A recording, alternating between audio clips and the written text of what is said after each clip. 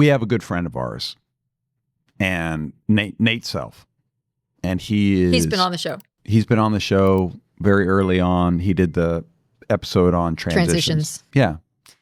And he transitioned from being an Army Ranger, Special Operations Command. I like to kid him because he's got an action figure. He does. We call it a doll. We do. We call it a Barbie doll. He does have a doll in his likeness. But it is actually an action figure. And he's worked very hard to, when he works in organizations and when he shares his story of that battle that he's a part, because people will hire our buddy, and he does work similar to what we do, and he's worked very hard to try to extract business lessons and life lessons from his story. He makes his living improving companies, and so he has a lot of corporate experience to add, and he runs his own company and is successful at that, and they do a lot more than just education. They also are doing a lot of defense stuff. So he's almost like a Renaissance man. But people lump him into special operators, SEALs, who can come out and talk about your story after dinner, after your company's had some steak and a couple beers, and motivate your employees. And that's not what he does. And he doesn't like that, because after a couple, I don't mean to put words in his mouth, but I think he's similar to us in this. After a couple years of telling his story after dinner, after people have had steak and a couple beers, he realized that's not enough. Right. Because they just leave and they know about me and my story, but there's nothing that is there for them to make their life or to make their work better. And so over the course of many years and a lot of experimentation, he's extracted, I'll say two things about Nate, which I think are pursuant to this topic.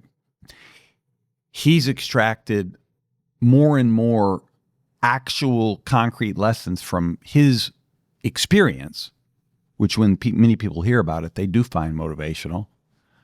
And he does so much less of that now than he used to, because he's spending a lot more of his time teaching. And the story is incidental to that, because I don't think he wanted to be a motivational speaker either, even though his life served him up to that. When I was at the point that I was trying to become someone, I had to go to school and I had to sit in the classes and I had to be a TA and make copies for the professors.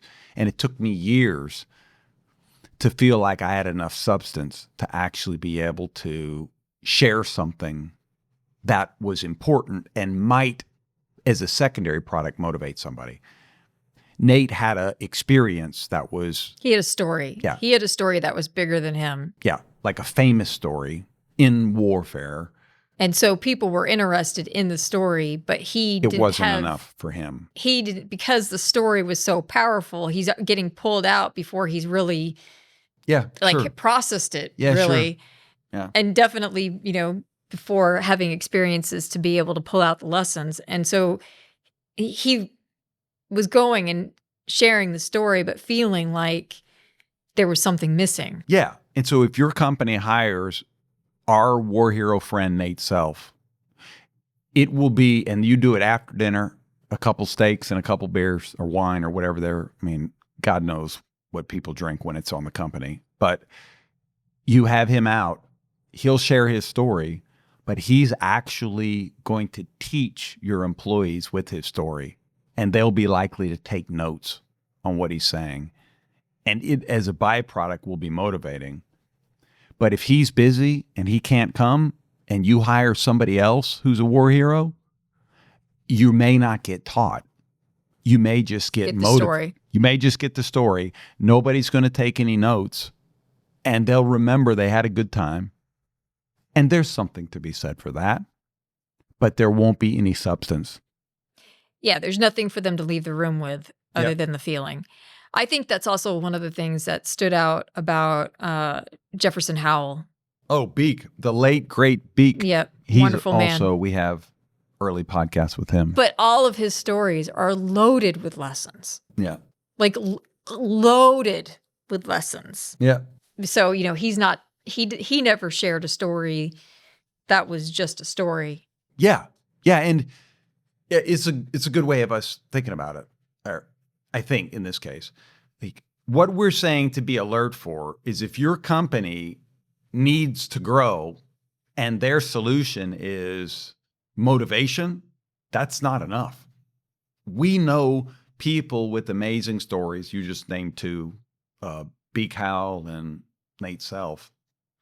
People, when Beak was alive, but same with Nate, people hire them for motivation, but they're getting actually teaching. They're getting substance. But the vast majority of people doing, and it's not just people, it's companies that are counting on motivated employees to do something significant, to achieve a goal. And that's usually the absence of the leaders having a strategy for how are we going to actually help you reach this, and instead defaulting to, you're great and this company is awesome and we can do it. Come on. I mean, Google it. Google company motivational speech. I'm sure The Office has done 100 takedowns on this. I can't think of an episode where they did, but who knows? Yeah. It's not enough. No, it's not. And so here's the thing is that you have to be able to connect it up to them and their life and how it impacts like them. And so just coming out and ramping up people's emotions, what do they even do with that? Like they walk out, they have a feeling, but there's like nothing that they do with that. And so an organization, the reason why it's a problem when you don't have a strategy and that you're not communicating it in a way that connects up your employees to that strategy is because when you do that, when you take the strategy and you connect it up to like their daily lives, you're basically telling them, this is what you need to do to be successful. In the next year or so, this is our goal. This is how you're part of that goal. To be successful and stand out, that's the path. Yep. And in reducing that uncertainty, you're also empowering them to know how they need to behave in order to be successful. And that's motivating to know that you can do something and then the end product is something collective and cool. That's all motivating. But to just have a conversation where you're ramping up people's emotions and you're like, hey, we're going to get 30% more in sales. How? Yeah. I'm already working a full-time job. I'm already busy and you're not giving me a new product. You're not how am I involved in this? Yeah. Yeah. And salespeople, and also we advise companies in philanthropy is similar, is there's a tendency for every year to raise the targets. You want the salespeople to sell a little bit more. You want the philanthropists to bring a little bit more money. Which is implying that they were withholding. Right. Which it's insanely demotivating and anxiety raising on your staff to know that every year you're going to expect that they do a little more. Because as Cindi points out, it's not just implying that you didn't do enough last or you left some in the tank last year, so get more out of the tank, but it also it doesn't account for the kind of normal ups and downs, economic cycle. Yeah, you don't always go up. Yeah, sure. No. Yeah.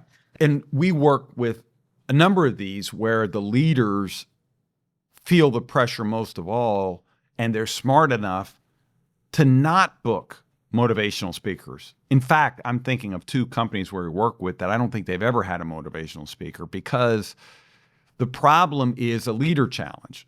The leader of the philanthropy wing or the leader of the sales team knows that the targets are going up, but their job is, how do we make that happen? Are we going to give them a new tool? Are we going to give them a new technique?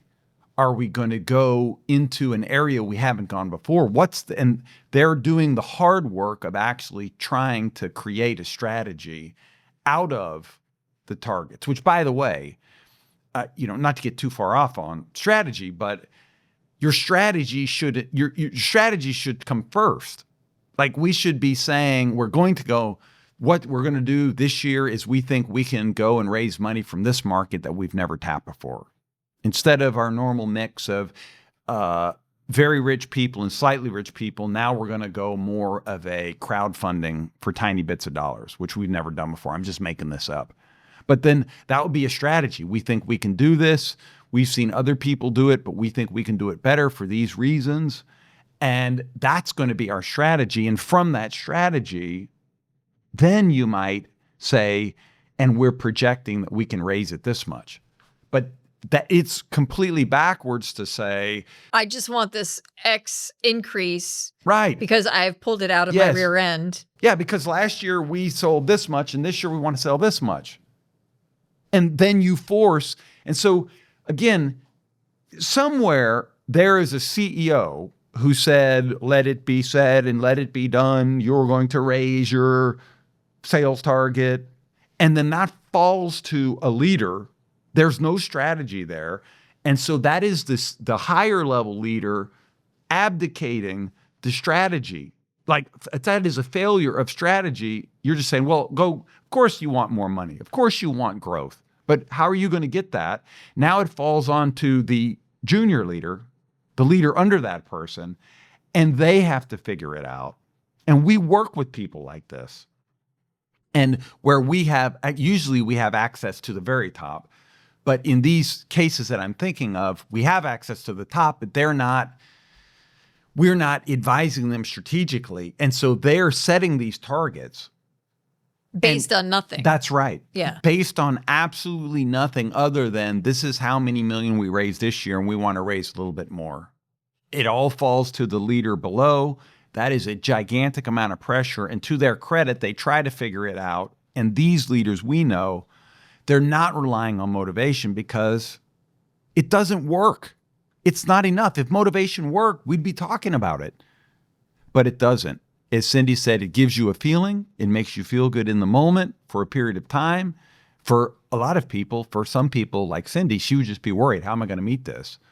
And so it's kind of a fake motivation in that sense. I'm very utilitarian. But then you're left with, how do we actually meet this target? And that, because it's hard, it sometimes doesn't get done. And because we conflate goals with strategy, and you can say 20% growth, 20% more in our philanthropy, in our donations, that is a goal, but there's no how. And that is a management and leadership failure. And don't fill the how with the motivation. Fill the how with the strategy.